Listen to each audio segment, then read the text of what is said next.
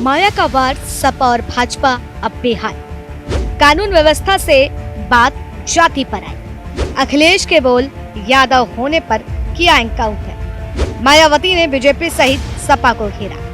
मंगेश यादव के एनकाउंटर पर यूपी की राजनीति में सियासत का एक बड़ा तड़का लगा है। जो विपक्ष दल का सबसे पसंदीदा सवाल है वो एक बार फिर से उजागर हुआ है। लेकिन सवाल है जो आज लोग मंगेश यादव के साथ खड़े होने का दावा कर रहे हैं वो क्या सही है या फिर केवल एक वोट के खातिर और बीजेपी को घेरने का मसला ही एक बड़ा मुद्दा है। बताते चलें कि सुल्तानपुर शहर के ठठेरी बाजार में लूटपाट के आरोपी था मंगेश यादव, जिसका यूपी पुलिस ने एनकाउंटर कर दिया। साथ ही अखिलेश यादव ने इस एनकाउंटर को लेकर सवाल खड़े करे और इसे फर्जी एनकाउंटर बता दिया। अखिलेश ने आरोप लगाया कि मंगेश की जाति देख करके उस पर सटाक कर गोली मारी गई है। इस पूरे घटनाक्रम पर अब बहुजन समाज पार्टी की प्रमुख मायावती का भी बयान सामने आया है। बसपा सुप्रीमो मायावती ने एक्स प्लेटफॉर्म पर ट्वीट करते हुए लिखा है कि यूपी के सुल्तानपुर जिले में एनकाउंटर की घटना के बाद से बीजेपी और सपा में कानून व्यवस्था को लेकर आरोप प्रत्यारोप लगाए जा रहे हैं तथा अपराधी और जाति के नाम पर जबरदस्ती की राजनीति की जा रही है, जबकि इस मामले में ये दोनों चोर चोर मुसेरे भाई हैं जैसे हैं।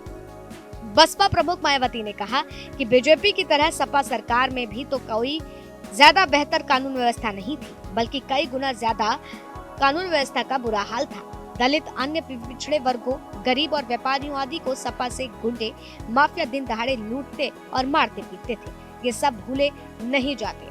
वहीं मायावती ने अपनी सरकार को बेहतर बताते हुए कहा कि उत्तर प्रदेश में वास्तव में कानून द्वारा कानून का राज बीएसपी के शासन नहीं रहा। जाति और धर्म के भेदभाव के बिना लोगों को न्याय दिया है। कोई फर्जी एनकाउंटर आदि भी नहीं हुए।